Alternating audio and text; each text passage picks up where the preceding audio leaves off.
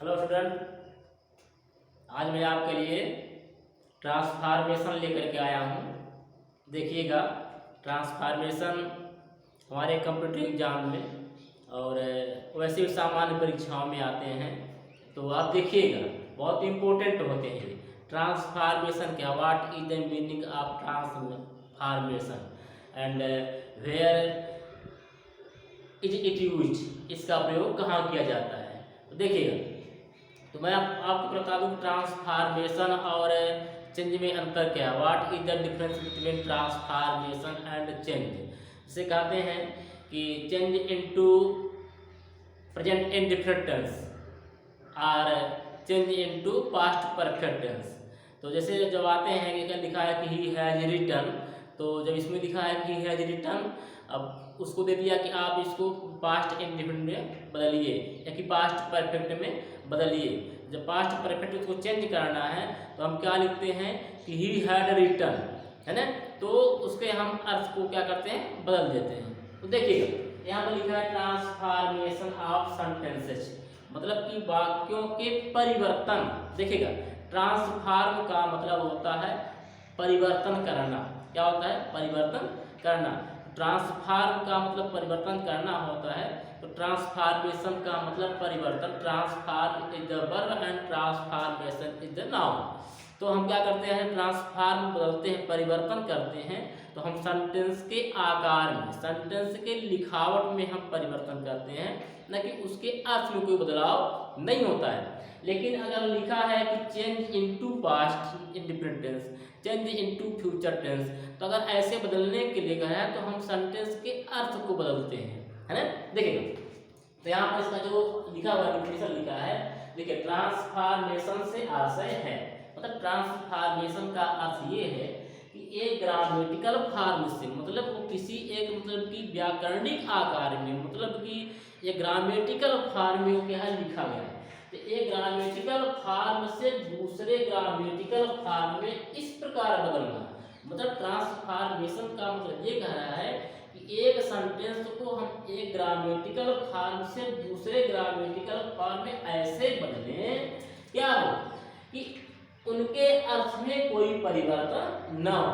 मतलब जो सेंटेंस लिखा है उसको हम ट्रांसफॉर्म करें, दूसरे ग्रामेटिकल फॉर्म में लिखें, लेकिन उसका कोई अर्थ न बदले। देखिए कैसे, आप देखिए। और चेंज में क्या होता है कि चेंज में वाक्य का अर्थ बदला जाता है।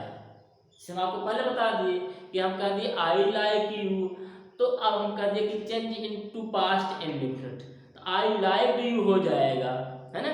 तो ये सेंटेंस थोड़ा बदला और उसका अर्थ भी बदल गया। आई लाइक यू मैं आपको पसंद करता हूँ, और आई लाइक यू मैं आपको पसंद करता था, तो क्या है, हमारे अर्थ भी बदल गए। तो कह रहा है कि चेंज में वाक्य का अर्थ बदला जाता है, जबकि ट्रांसफॉर्मेशन में अर्थ समान रहता है, लेकिन ट्रांसफॉर्मेशन में उसका अर्थ नहीं बदलता है। तो देखिए हम पहला रूल लेकर के, मतलब पहला रूल ऐसे हम क्रम से एक पहला रूल है, फिर दूसरा, फिर तीसरा, ऐसे क्रम से ले आएंगे। तो आप देखते चलिएगा। तो देखिए क्या लिखा है, यूजिंग एंटोनिम्स, बात है ना, मतलब यूजिंग एंटोनिम्स मतलब कि हम विलोम शब्द का प्रयोग करके क्या करें, ट्रांसफॉर्म यहाँ पर कर रहे हैं। तो क्या है कि यूजिंग एंटोनिम्स मतलब विलोम का हम प्रयोग करके ट्रांसफॉर्म करना। देखिए तो विलोम का कैसे यूज करेंगे, ट्रांसफॉर्म करके देखिएगा, वाक्य में आए शब्दों के एंटोनिम्स, मतलब कि जिसका हम ट्रांसफॉर्म कर रहे हैं जिस टेंस का, तो उसमें जो हमारे मूल शब्द हैं, आए शब्द का एंटोनिम मतलब विलोम, तो क्या करें, एंटोनिम का प्रयोग करके क्या करें, अफर्मेटिव सेंटेंस को निगेटिव में, अगर हमारा सेंटेंस कैसा है अफर्मेटिव, अफर्मेटिव का मतलब सामान्यतः सकारात्मक, तो कह रहे हैं कि अफर्मेटिव सेंटेंस को हम क्या करें, निगेटिव सेंटेंस, ठीक है, और तथा निगेटिव सेंटेंस को अफर्मेटिव सेंटेंस में बदला जाता है। तो कहते हैं, देखिए पहला जो रूल है, तो कह रहा है कि अगर हमारे सेंटेंस अफर्मेटिव हैं तो हम क्या करें, निगेटिव में बदलें, लेकिन अर्थ सेम रहे, अर्थ वही आए। देखिए ये भी क्या है, मतलब कि बहुत इंटरेस्टिंग है और थोड़ा घुमाऊ है। जैसे हम कह दिए कि राम इज टॉल, राम कैसा है, लंबा है, अब हम निगेटिव बोले उसमें नॉट लगाएं लेकिन अर्थ वही आए कि राम छोटा नहीं है, राम लंबा ही है। तो देखिए जैसे हम बोले कि राम इज टॉल, राम कैसा है, लंबा है, ठीक। अब हम बोले कि आप इसका ट्रांसफॉर्म करिए, तो अगर ऐसा बोलेंगे कि राम इज नॉट टॉल तो राम छोटा हो जाएगा। भाई Ram is not toll, Ram लंबा नहीं है, तो हम निगेटिव में नॉट लगाएं लेकिन अर्थ लंबा ही आए, ऐसा। तो उसे लिखा है कि राम इज टॉल, तो राम इज टॉल, राम लंबा है। तो राम इज नॉट टॉल तो राम लंबा नहीं हो जाएगा, तो अर्थ यहाँ पर क्या है, बदल जाएगा। तो हम बोलेंगे कि Ram is not small, Ram is not small मतलब राम छोटा नहीं है, तो कैसा हो जाएगा, राम फिर लंबा ही है। तो ये हो गया ट्रांसफॉर्मेशन।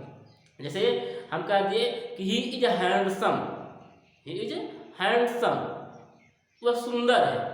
हैंडसम का वैसे मतलब मनोहर होता है।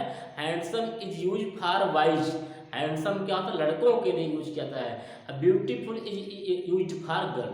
तो कह रहा है कि ही इज हैंडसम और कैसा है, मनोहर है। अब हम नॉट लगाएं लेकिन अर्थ सुंदर ही आए, मनोहर ही आए। ही इज नॉट अगली, ही इज नॉट अगली वह कुरूप नहीं है। तो देखिए जो कुरूप नहीं तो कैसा है, हैंडसम है। तो हमारा देखिए सेंटेंस में निगेटिव लगा और हमारा अर्थ भी क्या है, सेम है।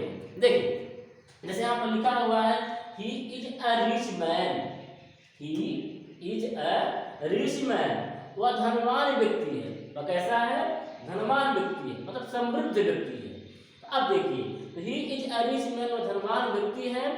तो हम क्या करें, अब इसको ट्रांसफॉर्मेशन मतलब करने के लिए कह रहे हैं, आप ट्रांसफॉर्म करने के लिए कह रहे हैं। तो आप इसका नॉट लगाइए, इसमें नॉट लगाइए लेकिन अर्थ धनवान ही आए, अर्थ क्या है, धनवान ही आए। देखिए तो क्या लिखा है, जैसे ही इज अ रिच मैन।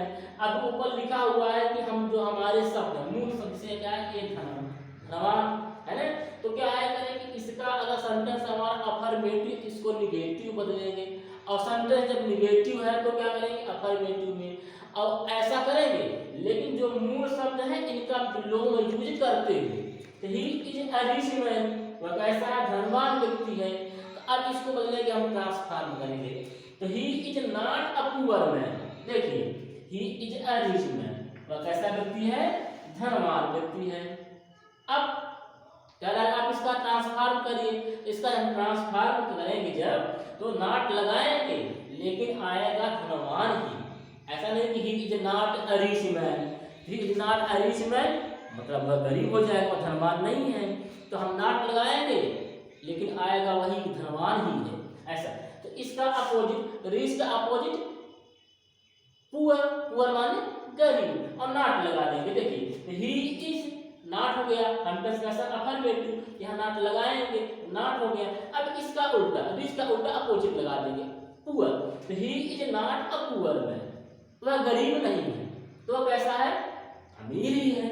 देखिए अगला एग्जाम्पल, आई डिसलाइक यू मैं आपको पसंद नहीं करता। आई डिसलाइक, लाइक माने पसंद करना, और यहाँ पर आ गया डिस, डिस क्या है, prefix, dish is a prefix, prefix means इसको हिंदी में कहते हैं उपसर्ग। तो आई डिसलाइक यू मैं आपको ना पसंद करता हूँ, इसको क्या करेंगे, निगेटिव, यहाँ नॉट लगा देंगे।